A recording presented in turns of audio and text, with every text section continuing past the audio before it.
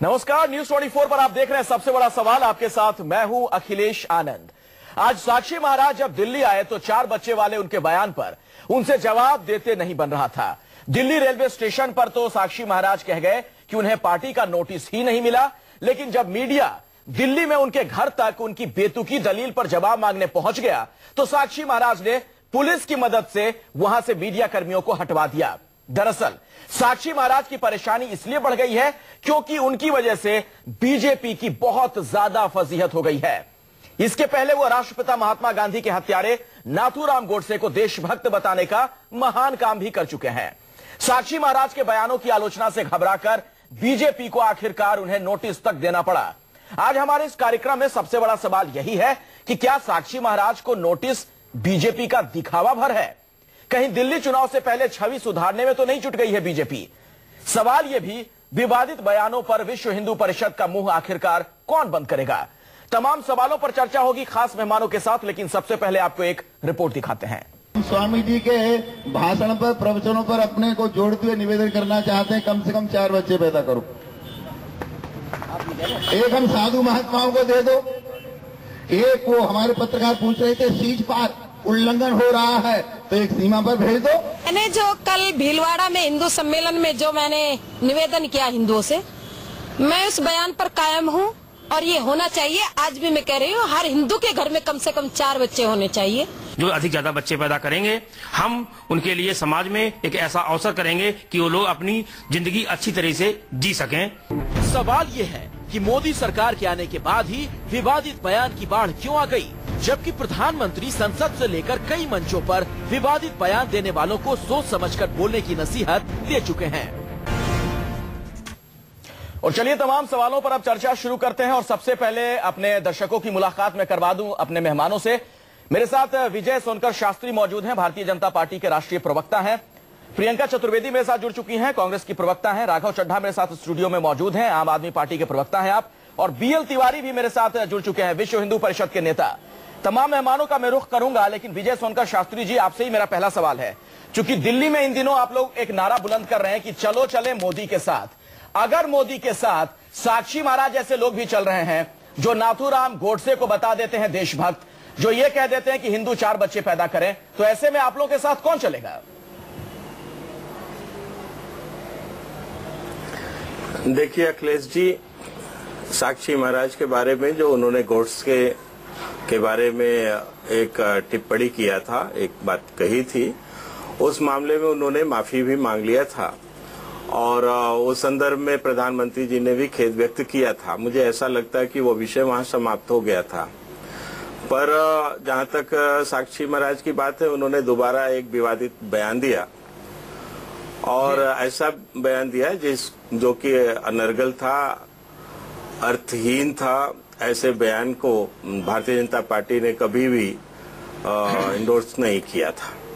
मुझे ऐसा लगता है कि ठीक है, तो एक मेरा सवाल है, इस प्रकार के बयान नहीं देने चाहिए। सोनकर शास्त्री जी, आप भारतीय जनता पार्टी के वरिष्ठ नेता हैं, राष्ट्रीय प्रवक्ता हैं। विजय जी, मेरा सवाल सुनिए। विकास के मुद्दे पर काफी आगे बढ़ चुकी है। 1 मिनट, इसके पहले साक्षी महाराज ने जो बयान दिया था उसी को लेकर प्रधानमंत्री मोदी तक को फजीहत उठानी पड़ी थी। उन्होंने किस तरीके से बयान दिया था संसद में सबको याद है।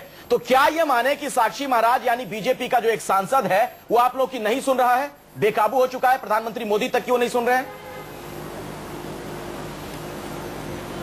नहीं, देखिए ये लोग डिफरेंट फील्ड के लोग हैं, बहुत ही समाज में फील्ड कोई भी हो, किसी भी फील्ड से आए, अब भारतीय जनता पार्टी के सांसद हैं, वो बोलने वाले लोग हैं। नहीं, मैं वही बता रहा हूँ अखिलेश जी, थोड़ा सा मुझे अवसर दे बोलने के लिए। बोलिए बोलिए। ये लोग रोज बोलने वाले लोग हैं और बहुत सारी बातें बोलते हैं, उसमें एक आध बात कुछ ऐसी निकल जाती है और मुझे ऐसा लगता है कि ऐसी बातें नहीं बोलनी चाहिए इन लोगों को। विजय सोनकर शास्त्री जी, इस समय देश में सतही यह मामला नहीं है कि एक आध बात में आप गिनेंगे। 4 बच्चे हिंदू पैदा करें, इन बयानों का आखिर मतलब क्या है? मेरे साथ यहाँ पर प्रियंका चतुर्वेदी भी जुड़ गई है। प्रियंका जी, आप लोगों का काम तो आजकल बीजेपी के ही कुछ नेता कर दे रहे हैं, विपक्ष की भूमिका वही निभा दे रहे हैं। नहीं, हम भी चाहते थे कि विपक्ष होने के नाते हम इकोनॉमी के बारे में बात करें, डेवलपमेंट के बारे में बात करें, पर भारतीय जनता पार्टी के जो सांसद हैं वो खुद ही ऐसे ऐसे बयानबाजी कर रहे हैं, क्योंकि बीजेपी के पास खुद के पास कोई विकास को लेकर उन्होंने कोई काम नहीं किया होगा, आम आदमी को लेकर कोई काम नहीं किया है, ना ही किसानों को लेकर कोई काम किया है। इसीलिए इस तरीके की बयानबाजी हम देख रहे हैं।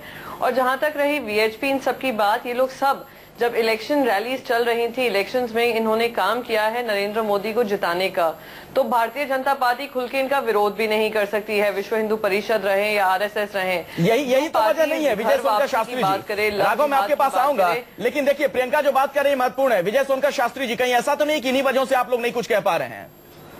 ये भगवा ब्रिगेड जो अचानक उग्र हो गया उसको नियंत्रित नहीं कर पा रहे हैं प्रियंका जी ने, और आप लोगों का जो विकास का एजेंडा है उसको डिरेल करने पे ये जुटे हुए हैं। अखिलेश जी आप मुझे बोलने दे तो मैं हाँ बोलिए सर, बोलिए रखूं। बोलिए। प्रियंका जी ने बहुत सारी बातें कही हैं और मुझे ऐसा लगता है कि प्रियंका जी ने जो बातें कही उस पर बहस होनी चाहिए, लेकिन बहस तो निरर्थक विषयों पर हो रहा है। तो निरर्थक विषय किसने पैदा किया? यही तो कुछ लोग, साक्षी महाराज आपकी पार्टी के सांसद हैं, हमने ये निरर्थक बात कही है। शास्त्री जी चलिए ठीक है, राघव चड्ढा मेरे साथ यहाँ पर मौजूद है। राघव, वही कह रहा हूँ, क्यों ना माने कि जो बुनियादी मुद्दे हैं, जो जनता के सरोकार के मुद्दे हैं, जी विजय जी छोटे में बोलिएगा, फिर मैं राघव का रुख करूंगा। नहीं, मैं अभी बात पूरी भी नहीं कर पा रहा हूं कि आप लोग, प्रियंका जी आप मेरी बात को पूरा होने ही नहीं दे रहे हैं और मुझसे चाहते हैं कि मैं अपनी पार्टी के बारे में भी बताऊं, रुख के बारे में बताऊं। खास तौर से ये जो बयान आए हैं, भारतीय जनता पार्टी ने इन बयानों से को कंडेम किया है।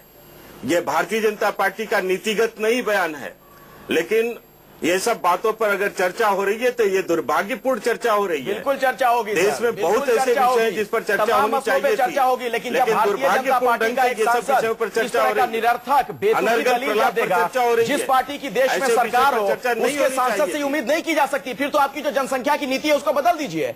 आप फिर प्रधानमंत्री मोदी से ये बात कीजिए, 4 बच्चे की जब बात हो रही है तो सरकार क्यों फिर लाखों करोड़ रुपए खर्च करती है जनसंख्या नियंत्रण के लिए, तमाम जो प्रचार किए जाते हैं या जो कार्यक्रम चलते हैं। इस समय देश में हो ये रहा है कि ये जो बेलगाम तत्व हैं इनका केंद्रीकरण हो रहा है, और जो केंद्र में जो असल मुद्दे हैं, विकास के मुद्दे, महंगाई के मुद्दे, महिला सुरक्षा के मुद्दे, उनको पीछे धकेला जा रहा है। ये सब चीजें क्यों हो रही हैं ये तो शास्त्री जी ज्यादा बेहतर आपको बता पाएंगे, परंतु मैं आपको ये बताना चाहूंगा कि ये केवल एक सांसद तक सीमित नहीं है। एक सांसद की व्यक्तिगत टिप्पणी कहकर इसको नकारना या इसको पीछे कर देना मेरा ऐसा मानना है गलत होगा। आप देखिए भारतीय जनता पार्टी के किन किन नेताओं ने क्या क्या बातें कही।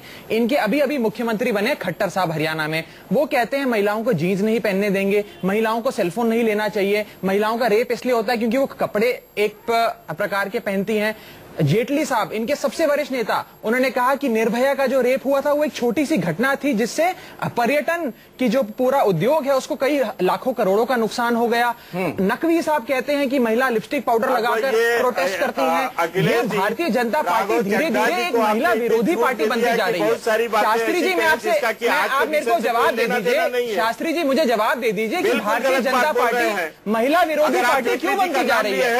आप लोग महिला विरोधी क्यों बनते जा रहे हैं? आप जानते नहीं कि भारत की आधी जनसंख्या महिला है? आप महिला को सदैव लाचार क्यों रखना चाहते हैं? की बातें नहीं कर सकते। नहीं, पर आप महिला विरोधी पार्टी में क्यों तब्दील होता हो? अखिलेश जी, अगर आप चर्चा चाहते हैं तो साक्षी महाराज पर चर्चा करिए। हम चाहते हैं आप विकास करें।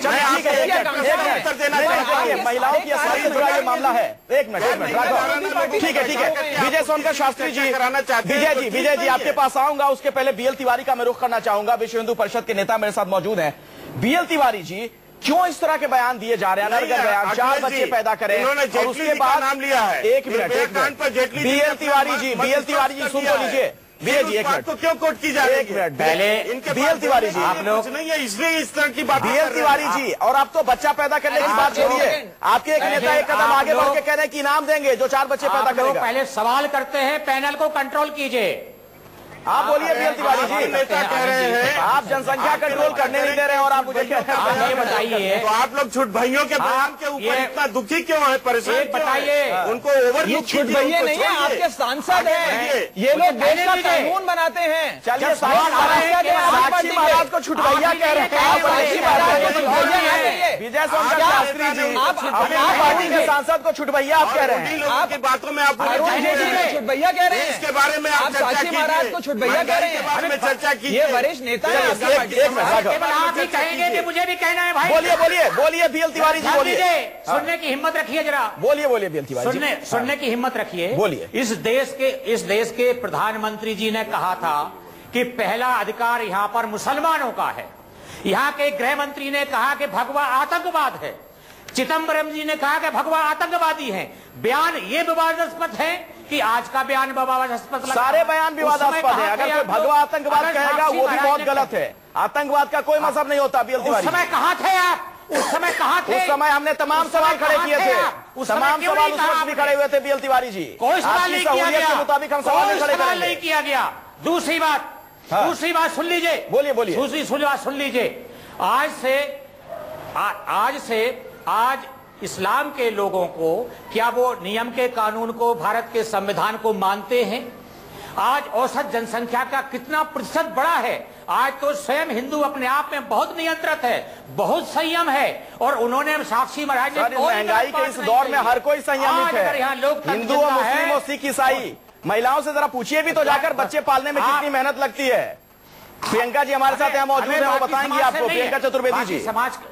बाकी समाज को मुझे कुछ नहीं कहना। नहीं, मैं केवल हिंदू सबसे पहले मैं वीएचपी के जो प्रवक्ता हैं उनको बता दूं कि हिंदू धर्म की रक्षा करने का जिम्मा और ठेकेदारी वीएचपी की नहीं है, या महिलाओं को बताना कि उनका क्या रोल रहेगा हिंदू धर्म को आगे बढ़ाने के लिए, वो जिम्मेदारी विश्व हिंदू परिषद की नहीं है। सबसे पहले अगर आप महिलाओं को लेकर या हिंदू महिलाओं को लेकर आप में कोई कंसर्न होता तो जिस तरीके से हिंदू एक सेकेंड अगर आप हिंदू आदमियों के हिंदू औरतों की संख्या कम होती जा रही है, आप उस पर ध्यान देते, आप उनके विकास की बात करते।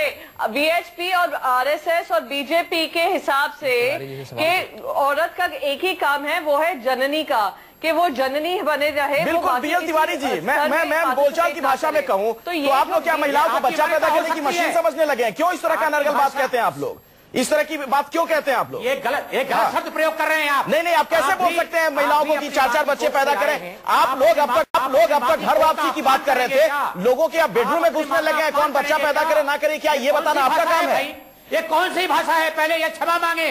ये मशीन पैदा करने वाली बात क्षमा मांगे। राघव कुछ कहना क्षमा मांगे। देखिए तिवारी जी, देखिए आज उत्तेजित ना होइए तिवारी जी, आपका बयान निकल चुका है साक्षी महाराज। पहले ये शब्द वापस लीजिए। एक मिनट बीएल तिवारी जी, आप हमें ना सिखाएं ना शिक्षा का पाठ। मैं ये बताना चाह रहा था, मेरे को तिवारी जी ने बीच में ही रोक दिया।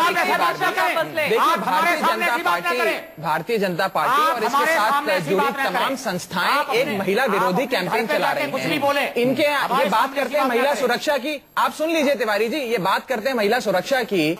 मोदी साहब के कैबिनेट में, केंद्रीय मंत्रिमंडल में एक बलात्कार का आरोपी मंत्री है, पर मोदी जी उसे नहीं हटाते। ये बात करते हैं महिला सुरक्षा की, और खट्टर साहब बयान देते हैं कि महिलाओं को जीन्स नहीं पहनने देंगे। ये बात करते हैं महिला सुरक्षा की, और नकवी साहब कहते हैं कि महिलाएं लिपस्टिक और पाउडर लगाकर चलती हैं। तो जिस प्रकार से महिलाओं के जो राइट्स हैं जो उनसे छीने जा रहे हैं, महिलाओं को एक लाचार और एक राइटलेस पर्सनैलिटी बना के रखना चाहते हैं ये लोग पेट्रियार्कल सोसाइटी बनाना चाहते हैं। ये लोग चाहते हैं कि महिलाओं को राइट्स कभी भी ना मिले। बारी बारी से देखिए, ऐसे में कोई किसी को नहीं सुन पाएगा। बीएल तिवारी जी होनी चाहिए। बीएल तिवारी जी एक मिनट रुक जाइए, बारी बारी से बोलिए। विजय सोनकर शास्त्री बहुत देर से कुछ कहना चाह रहे हैं, सुन लीजिए तिवारी जी। भारतीय जनता पार्टी के राष्ट्रीय प्रवक्ता हमारे साथ मौजूद है, सुन तो लीजिए विजय सोनकर शास्त्री। देखिए अखिलेश जी हमारे प्रवक्ता नहीं है, आप पार्टी के प्रवक्ता है, बीजेपी के प्रवक्ता राघव जी। हाँ तो सुन तो लीजिए भाई, सरकार उन्हीं की है ना। ये बिल्कुल गलत बोल रहे हैं। हाँ रहने दीजिए। बताइए ना साहब, कहाँ गलत बोला? कर रहे हैं, अभी पहले भी इन्होंने गलत बोला। बताइए कहाँ गलत बोला? हमारे एक मंत्री के बारे में इन्होंने जो बातें कही हैं बिल्कुल गलत मिथ्या बात कही है। उनको इनकी कांग्रेस पार्टी की जब सरकार थी उस समय इनकी पार्टी की तरफ से ये आरोप लगाया गया था और इनकी पुलिस ने उनको क्लीन चिट दिया था। क्या बात कर रहे हैं? रेप अक्यूज है वो। जिस दिन उन्होंने शपथ ग्रहण किया उसके 2 दिन बाद उनके ऊपर केस किया गया है। आपको जानकारी नहीं है आपकी पार्टी में क्या हो रहा है? आप अखबार नहीं पढ़ते सुबह? इसी तरह से गलत क्या बात कर रहे हैं साहब? आप क्या बात कर रहे हैं? क्या तर्क दे रहे हैं? पूरी जनता जानती है निहाल चंद को, पूरी जनता जानती है। राजस्थान पुलिस का नया अभी जुम्मा एक बयान आया है, उन्होंने कहा है कि हम निहाल चंद साहब को ढूंढ ही नहीं हम आपके विषय की तरफ लापता हो गए हैं। एक मिनट हम डिटेल हो जाएंगे, हम भी अपनी बात से डिटेल हो जाएंगे जैसे सरकार विकास के एजेंडे से डिटेल हो रही है। 1 मिनट। और आने वाले समय में प्रियंका जी आप लोगों को सबक सिखाएंगे। कैमरा के पीछे आप कुछ करते हैं, कैमरा के सामने आकर नकार देते हैं। 1 मिनट प्रियंका जी, ये जो नोटिस दिया गया है इसका स्वागत भी तो आप लोग कर सकती हैं। हर चीज में राजनीति क्यों? चलिए ठीक है, अब बीजेपी दे रहा है, दुरुस्त है, इनको अब एहसास हो रहा है कि साक्षी महाराज बेकाबू होने, इसलिए नोटिस देकर उनसे जवाब मांगा जा रहा है। देखिए, नोटिस तब दिया जाता है जब गोडसे के बारे में ये कमेंट किया था साक्षी महाराज ने। योगी आदित्यनाथ ने इतनी सारे भड़काऊ भाषण दिए थे, उन पे नोटिस नहीं लगा। साध्वी पे कोई नोटिस नहीं लगा। मैं टाइमिंग की बात कर रही हूँ। टाइमिंग अगर देखा जाए कि दिल्ली के इलेक्शंस अभी अनाउंस हुए हैं, यूपी में इनका अभी कैंटोनमेंट एरिया में क्या इलेक्शंस में हाल हुआ है बीजेपी का, उन्होंने देखा है। तो इसको लेकर उन्होंने ये बताने की कोशिश की है कि हम इन पे लगाम लगा रहे हैं। लगाम तब लगता है जब आप कोई एक्शन लेते हैं, ना कि आप सिर्फ एक नोटिस देते हैं। जो बनारस में तो आप 7 सीटें हार गए, आपके समर्थित जो उम्मीदवार थे कैंटोनमेंट के चुनाव में। तो ये एक पब्लिसिटी स्टंट है, एक ड्रामा है जिसे बीजेपी काफी यूज करती आई है हर इलेक्शन के। गृह मंत्री के लोकसभा क्षेत्र में हार गए। 1 मिनट विजय सोनकर शास्त्री जी, देखिए एक जो सेंस है जो प्रियंका कह रही है, कहीं ना कहीं अब आपको लग रहा है कि दिल्ली के चुनाव में इसका नुकसान ना हो जाए, इस तरह की जो बयानबाजी हो रही है, इसलिए आखिरकार मजबूरी में आपने साक्षी महाराज को नोटिस दिया है। नहीं, ऐसी कोई बात नहीं है। साक्षी महाराज ने जब पहली बार कहा था उस समय पार्लियामेंट में सार्वजनिक रूप से प्रधानमंत्री जी ने कहा था कि इस तरह के बयानों से बचनी चाहिए, माफी मांगा गया था। इसके बाद साध्वी ने तो उससे पहले ही कहा था, उनको भी एक चांस दिया गया। लेकिन साक्षी जी महाराज ने जब दोबारा इस प्रकार के विवादास्पद बयान दिया है तब उनको दिया गया है। ये एक तो आपने नोटिस दे दिया विजय जी, लेकिन कांग्रेस की राघव चड्ढा मेरे साथ यहाँ पर है। राघव जी जरा विश्व हिंदू परिषद जैसे संगठनों को कौन नोटिस देगा, उनका मुंह कौन बंद करेगा? इनको गलत बातें करने की जो आदत है उसकी वजह से ये लोग ऐसी बातों को राजनीतिकरण कर रहे हैं। चलिए ठीक है राघव। देखिए, इस समय दुख का विषय ये है कि प्रधानमंत्री या भारत की सरकार इन तमाम चीजों को, ये जो बेलगाम तत्व हैं इस समय, इनकी कठोर से कठोर निंदा करनी तो दूर, इनके ऊपर इनसे अपने आप को परे भी नहीं कर रहे हैं। ये दुख की बात है। कम से कम सरकार को अपने आप को इन चीजों से परे तो करना चाहिए। ये तो कहना चाहिए कि हमारा इनसे कुछ लगाव नहीं, हमारा इनसे कुछ जान पूछ नहीं। और विजय ये देखिए, और विजय सोनकर शास्त्री जी, एक मिनट राघव आपके पास आता हूं। सोनिया गांधी ने भी आज यही बयान दिया, उनका भी यही कहना है कि इस तरह के तमाम जो बयान दिए जा रहे हैं उस पर अगर प्रधानमंत्री मोदी खामोश है तो उसका एक ही मतलब है कि वो चाहते हैं कि ध्रुवीकरण की राजनीति हो। अब विजय जी है, अब मोदी जी जवाब ले लीजिए विजय सोनकर शास्त्री से। हाँ राघव जी को कम से कम इतना अपडेट होना चाहिए। ये नेशनल चैनल पर बैठे हैं, देश की जनता देख रही है। नोटिस दे दिया है भारतीय जनता पार्टी के तमाम प्रवक्ताओं ने ये बात स्पष्ट किया है कि साक्षी जी महाराज के और अन्य तमाम ऐसे बयान जो आए उससे भारतीय जनता पार्टी का कोई लेना देना नहीं है। अब मैं जवाब दे देता हूं। कह रहे हैं कि इस पर कि भारतीय जनता पार्टी ने पक्ष स्पष्ट नहीं किया। ऐसे लोगों से क्या बात करनी चाहिए? मैं बता देता हूं सर। देखिए, एक समय था जब प्रधानमंत्री मोदी जी हर छोटी बात पर ट्वीट करा करते थे, ठीक है। राजनाथ सिंह जी के बेटे के ऊपर कुछ आरोप लगे, प्रधानमंत्री जी ने फोन उठाया और ट्वीट कर दिया। आज पूरा देश प्रधानमंत्री जी की तरफ देख रहा है, आस लगाए कि प्रधानमंत्री जी के शब्द मुंह से 2 शब्द निकले, 2 ट्वीट आ जाए कि वो ऐसे बयानों की निंदा करते हैं। इस देश के अंदर बहुत कुछ इशारों से हो जाता है, इस देश में बहुत कुछ इशारों से हो जाता है। ये वो इशारों का खेल चल रहा है, आंखों आंखों में इशारे करके चीजों को। प्रधानमंत्री मोदी की खामोशी क्या कहती है? प्रियंका चतुर्वेदी जी बोल रहे हैं। एक मिनट प्रियंका जी। नहीं, सबसे पहले मैं शास्त्री जी, मैं आपको याद दिलाना चाहूं कि सत्ता में पार्टी आपकी है, सरकार आपकी है। प्रधानमंत्री ने चुनाव पूरा लड़ा है ये कहकर अब की बार बहुत हुआ नारी परवार, अब की बार मोदी सरकार। पर जहां जहां आप मध्य प्रदेश में रेप देख लीजिए, दिल्ली में जब से होम मिनिस्ट्री के अंडर में बीजेपी के अंडर में दिल्ली आई है, तब से हम देख रहे हैं कि कैसे रेप्स और बढ़े हैं महिलाओं पे। अब महिला अत्याचार कहीं से कम नहीं हो रहा है। इस तरीके की महिलाओं को लेकर बयानबाजी हो रही है। सब बीजेपी के या तो एमपी हैं या चीफ मिनिस्टर्स हैं, फिर भी हमारे प्रधानमंत्री चुप बैठे हैं। हमारी महिला जो मिनिस्टर हैं, चाइल्ड वेलफेयर मिनिस्टर हैं, women and child welfare minister, वो भी चुप्पी बांधे बैठी हैं। प्रियंका जी, मुझे आश्चर्य होता है नोटिस किस तरीके की ड्रामेबाजी हो रही है, वो आप हमें पहले स्पष्ट करें। क्या ड्रामेबाजी है, वो भी दिल्ली का चुनाव जैसे ही अनाउंस किया है उस पर ही आपने ठीक है, तो उनका हिसाब हो गया ना विजय सोनकर शास्त्री जी। अगर आप कह रहे हैं कि उनके शासनकाल में महिलाओं पर अत्याचार हुआ या जो कुछ भी हुआ उन्हें उनका मिल गया, उन्हें सत्ता से बाहर कर दिया गया, लेकिन अब आप लोगों से बहुत उम्मीदें हैं, पूर्ण बहुमत के साथ सरकार में आप लोग। विजय सोनकर शास्त्री जी। बिल्कुल बिल्कुल बिल्कुल महिलाओं की सुरक्षा के बारे में हमारी सरकार ने तमाम कदम उठाए हैं। क्या उठाए? और महिलाओं की सुरक्षा के बारे में हमारी सरकार बिल्कुल जिम्मेदार है। ठीक है, चलिए, लेकिन बीएल तिवारी जी का जो संगठन है वो महिलाओं को लेकर इस तरह के बयान क्यों देता है, इस पर मैं बात करूंगा। विश्व हिंदू परिषद अगर बेलगाम होता दिख रहा है, कौन उसे काबू में लाएगा? सबसे बड़ा सवाल में आज हम चर्चा कर रहे हैं साक्षी महाराज को जो नोटिस दिया गया बीजेपी की तरफ से, क्या दिल्ली चुनाव से पहले छवि दुरुस्त करने की यह कोशिश है? लेकिन इन सब के बीच एक सवाल यह भी है, बीजेपी के सांसद अगर इस तरह का बयान देते हैं तो बीजेपी उन्हें तो नोटिस दे रही है, उनसे जवाब मांगा जाता है, लेकिन विश्व हिंदू परिषद के नेता अगर इन दिनों इसी तरह के कुछ बयान दे रहे हैं, अनर्गल बयान दे रहे हैं, तो उन्हें कौन रोकेगा? बीएल तिवारी जी, आप विश्व हिंदू परिषद के नेता है, मेरा आपसे एक सवाल है, और यह सवाल दरअसल हमारे एक दर्शक का है जो इस वक्त सबसे बड़ा सवाल कार्यक्रम देख रहे हैं। उन्होंने ट्विटर के जरिए मुझसे कहा है कि आपसे मैं एक सवाल पूछूं, कोई शख्स कितने बच्चे पैदा करे, यह किसी भी दंपत्ति का अधिकार है, एक बच्चे पैदा करे, दो बच्चे पैदा करे, आप लोग ये क्यों तय करने लग जाते हैं कि कौन कितने बच्चे पैदा करे? देश की 60% थाने, 60% अदालतें और 60% कोर्ट बंद हो जाएंगे अगर सारे लोग कॉमन सिविल कोड के ऊपर नियम का पालन करें। तो ये केवल हिंदू समाज को क्यों आप मैंने सवाल क्या पूछा आपसे, जवाब कुछ और दे रहे हैं। इसको क्या परेशानी है? बीएल तिवारी जी, मैंने तो बड़ा सीधा सा सवाल पूछा, जवाब दे रहा हूं। आप क्यों तय करने लग जाते हैं किसी के बारे में, कौन घर आए, कौन बाहर जाए, कौन मोहल्ले में रहे? इसके अलावा अब ये तय करने लगे कौन कितने बच्चे पैदा करे। ये हमारा आंतरिक मामला है, ये आपका आंतरिक मामला है, तो उस परिवार का आंतरिक मामला नहीं है, हमारा अपना व्यवस्था है। क्या बात कर रहे हैं आप बीएल तिवारी जी? किसका? किसी परिवार का भी तो ये बहुत ही आंतरिक मामला है, नितांत आंतरिक मामला है। मैं कितने बच्चे पैदा करूं ये तो मेरा मामला है, ये आप क्यों बताएंगे मुझे? ये साक्षी महाराज के कहने से कोई बच्चे पैदा नहीं करेगा, और आपकी पार्टी के नेता कहेंगे तो कहने से कोई समाज के अनुसरण नहीं करेगा।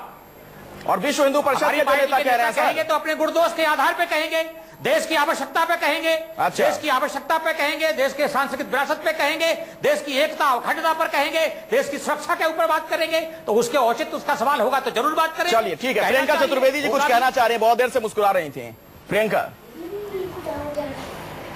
नहीं, मैं तिवारी जी से बस यही पूछना चाहूंगी, हिंदू धर्म को बढ़ाने के लिए एक बात आपने रखी है और आप बोले चले जा रहे हैं और इस तरीके के भय फैलाने की कोशिश कर रहे हैं जैसे कि हिंदू धर्म खतरे में है।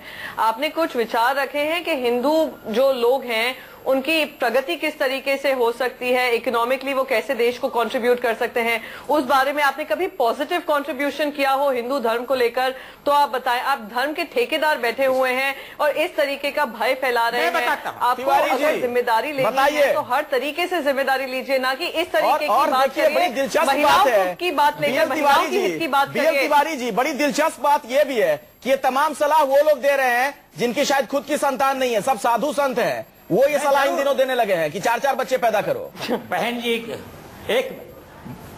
बहन जी प्रियंका जी, बहुत प्रेम से मैं कहना चाहता हूं कि ही पार्टी ने हिंदू और मुसलमान के नाम पर इस देश को बांटा।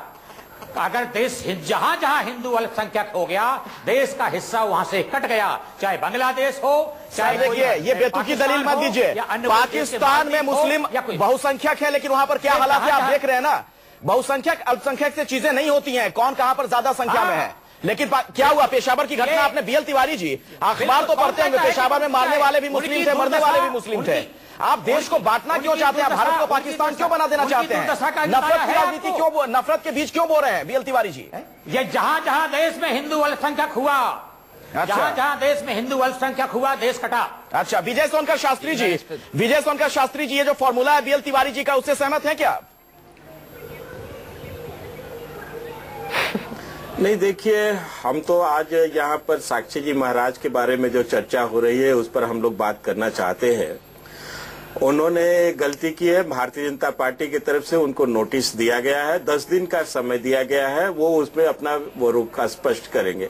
मुझे ऐसा लगता है कि अब भविष्य में उनसे ऐसी गलती नहीं होगी, इस तरह के विवादित बयान वो नहीं देंगे। अच्छा, और सवाल है इसको जिस तरह से कांग्रेस पार्टी के लोग या आप पार्टी के लोग राजनीति से जोड़ने की कोशिश कर रहे हैं, मैं इनको स्पष्ट कर देना चाहता हूं कि दिल्ली में भारतीय जनता पार्टी की सरकार बनेगी। ये किसी राजनीतिक कारण से नहीं, इस तरह के कारण से नहीं, बल्कि भारतीय जनता पार्टी ने दिल्ली के 1 करोड़ 30 लाख मतदाताओं के साथ एक सर्वस्पर्शी अपना संबंध रखा है, उनके बीच में वो रहे हैं। ठीक है, मैं भी अब 2-3 चीजें रख देता हूँ। देखिए अखिलेश भाई, दिल्ली में इन्होंने, इसलिए अब केजरीवाल का दिल्ली में, अरे सुन लीजिए शास्त्री जी, सभ्यता से बात करते हैं, चलने वाला है। अरे और जहाँ तक कांग्रेस की बात है, कांग्रेस तो बाद में लगाम लगाइएगा, पहले जबान, इसलिए उनको ज्यादा चिंता होगी। अरे सर, भारतीय जनता पार्टी किस प्रकार के कदम उठा रही है, किस तरह की बातें कर रही है। लेकिन सच्चाई ये है कि साक्षी जी महाराज को जो नोटिस दिया गया है,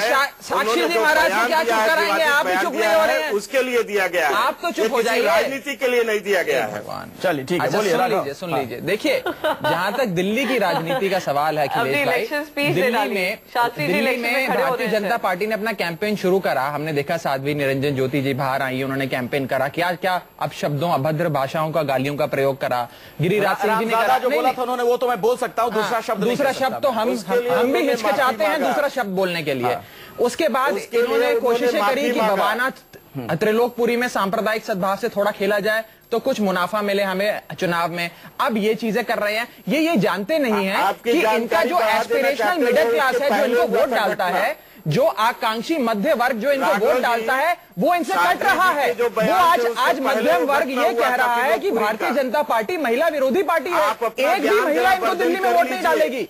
यदि आप महिलाओं को जीन्स पहनने से रोकेंगे साहब, यदि आप महिलाओं को जीन्स पहनने से रोकेंगे और उन्हें नौकरी नहीं करने देंगे, दिल्ली की एक महिला आपको वोट नहीं डालने वाली। और आप अपने लीडर्स को बताइएगा, मेरी एडवाइस लेकर जाइए आप। ठीक है, आप लोगों ने अपनी पार्टी को एक महिला विरोधी पार्टी बना दिया है। आपके तमाम बयान, ये जो कुछ गलतियां हुई ना, एक मिनट विजय सोनकर शास्त्री जी, साहब गोई से इस बात को आप मान लीजिए, पिछले दिनों में कुछ जो गलतियां हुई, आपकी पार्टी के कुछ नेता बहुत ज्यादा मुखर हो गए, कुछ अनर्गल बयान दिए गए, और आपका जो हाईकमांड था उस पर जो खामोश रहा, एक बड़ी वजह है कि अरविंद केजरीवाल ने इसी को आपके खिलाफ बड़ा हथियार बना लिया। आज भी उन्होंने एक बड़ा अहम बयान दिया, वो कह रहे हैं कि दिल्ली में आपके पास लीडर नहीं है, एजेंडा नहीं है, गाली गलौज करके आप लोग चुनाव लड़ रहे हैं।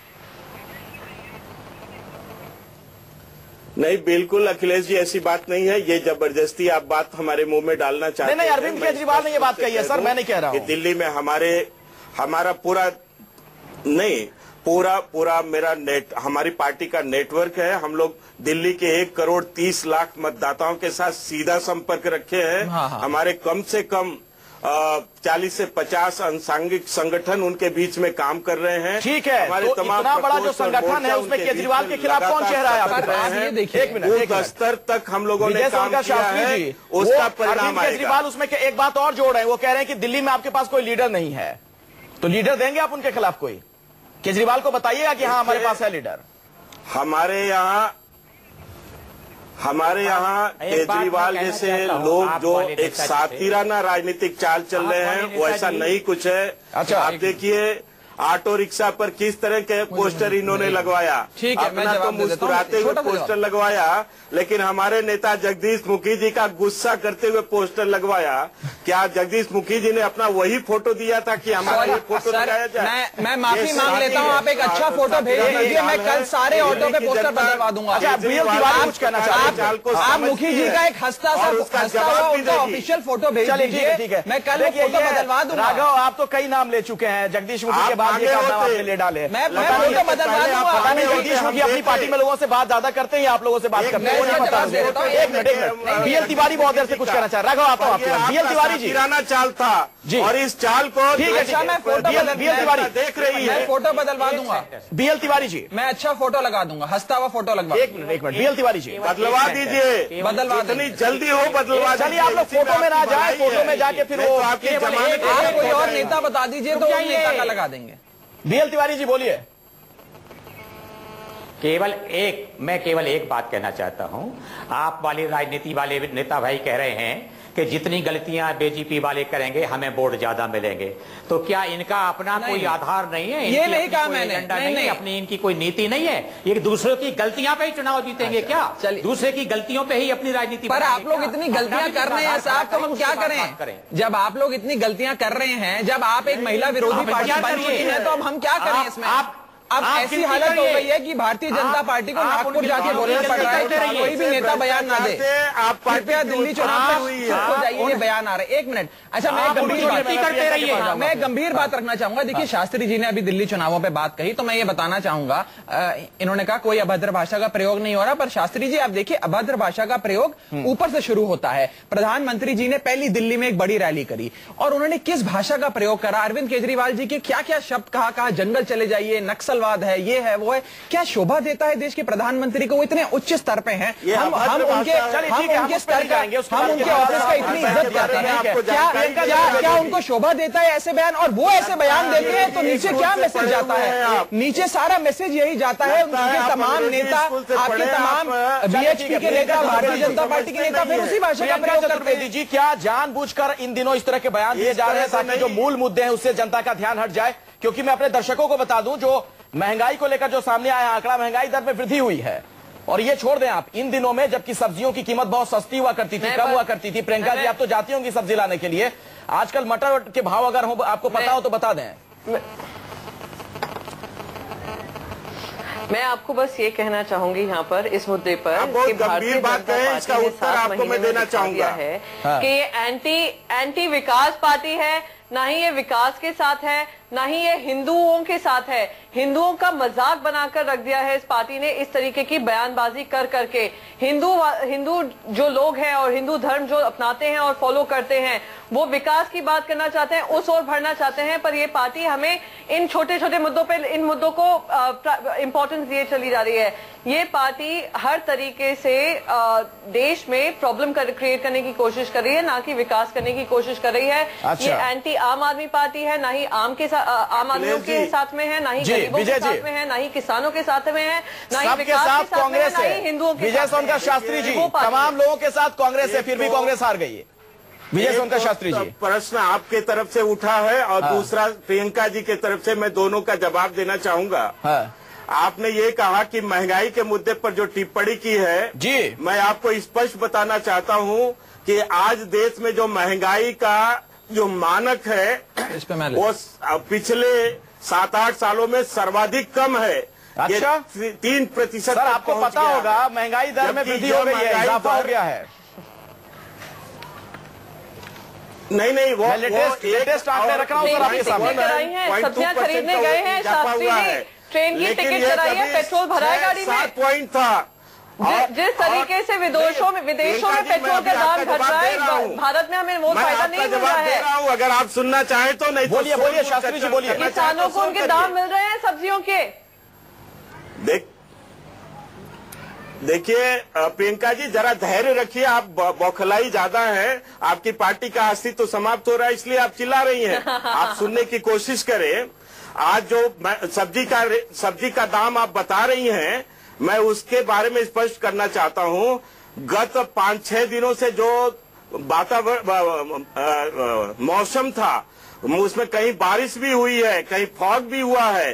जो खेतों से कच्चा माल होता है, सब्जियां होती हैं, यही बातें तो पिछली सरकार में भी लोग कहते थे। विजय सोनकर शास्त्री जी, कांग्रेस की जब सरकार थी वो भी यही दलील वो लोग दिया करते थे, बढ़ती थी। और देखिए, भारत से सस्ती जो मैंने मटर का जिक्र किया ना, इस वक्त पाकिस्तान में बिक रही है क्योंकि एक्सपोर्ट कर रहे हैं किसान वहां पर। राघव चड्ढा, देखिए भारतीय जनता पार्टी ने नारा दिया बहुत हुआ महिलाओं पे अत्याचार, आपकी बार मोदी सरकार, और उससे फेल हो गई, महिला विरोधी पार्टी बन गई। फिर नारा दिया बहुत हुई महंगाई की मार, अब की बार मोदी सरकार।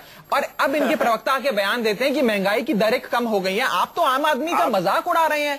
आप सर कभी सब्जी मंडी जाइए, देखिए आलू प्याज क्या भाव बिक रहा है। पिछली जनवरी में अरहर की दाल 70 रुपए पे बिकती थी, आज 130 रुपए पे बिक रही है। आप क्या बात कर रहे हैं? आपने अच्छा एक चीज और सुन लीजिए, आपने कहा शास्त्री जी किसी और की बात भी सुन लीजिए, लोकतंत्र है, हम छोटी पार्टी है पर हमें बोलने का हक तो है। सर सुन तो लीजिए। अच्छा आप सत्ताधारी हैं पर हमारा भी प्लीज सुन लीजिए, हमारा पक्ष भी जान लीजिए। अच्छा आपने कहा कि हम पेट्रोल का डीरेगुलेशन कर रहे हैं, कर सकते हैं। अंतर्राष्ट्रीय बाजार में तेल के दाम $125 प्रति बैरल से गिर के $50 प्रति बैरल आ गए हैं, यानी कि 60% से ज्यादा अंतर्राष्ट्रीय तेल के दाम गिर चुके हैं। दिल्ली के अंदर 14% दाम गिरे हैं, वहां 60% गिरता है, यहाँ 14% गिरता है, तो बाकी का 45-50% कहां जा रहा है? सर ये क्यों नहीं जनता को बताते? आज पेट्रोल के दाम 35 रुपए होने चाहिए थे। और आम आदमी पार्टी की बात को गंभीरता से इसलिए भी लीजिए सोनकर शास्त्री जी, क्योंकि आज अरविंद केजरीवाल साहब ने कह दिया है कि भारतीय राजनीति से अनेक सबक को ले चुके हैं, इस बार केजरीवाल इस्तीफा नहीं देंगे। बीजेपी ने साक्षी महाराज को नोटिस देकर जवाब मांगा है, 4 बच्चे वाला जो उन्होंने बयान दिया था उस पर। ऐसे में आज हम एक बड़ा सवाल यह खड़ा कर रहे हैं कि क्या दिल्ली चुनाव से पहले छवि सुधारने में जुट गई है बीजेपी? लेकिन इन सब के बीच आम आदमी पार्टी से भी एक सवाल है। राघव चड्ढा, आपसे मेरा सवाल है, चूंकि आप पार्टी के प्रवक्ता हैं, आज अरविंद केजरीवाल साहब ने जो बयान दिया कि अब एक सीख उन्होंने ले ली है कि चाहे जो भी हो जाए वो इस्तीफा नहीं देंगे, इसका तो एक बड़ा सीधा सा मतलब है कि अब सत्ता का मोह आप लोगों को हो गया पूरी तरीके से। नहीं, इसका मतलब ये नहीं है कि सत्ता का मोह हो गया। इसका ये अर्थ है कि 49 दिन में हमने सरकार चलाई, जो वादे करे वो पूरे करे। ऐसी सरकार चलाई कि भारतीय जनता पार्टी और कांग्रेस ने अगले 11 महीने चुनाव ही नहीं कराए। अब इस्तीफा नहीं देके जब 5 साल काम करेंगे तो इनकी सांप्रदायिक और भ्रष्टाचार भरी राजनीति का सफाया ही कर देंगे, उसका ये अर्थ है। जहां तक बात आज के मुद्दे पे आप कर रहे थे, मैं अभी सोनकर शास्त्री जी को बता दूं, अभी सर जितनी देर हम बहस कर रहे थे, अभी खबर आई है कि बंगाल के आपके वरिष्ठ नेता हैं, इनका नाम है श्यामलाल गोस्वामी।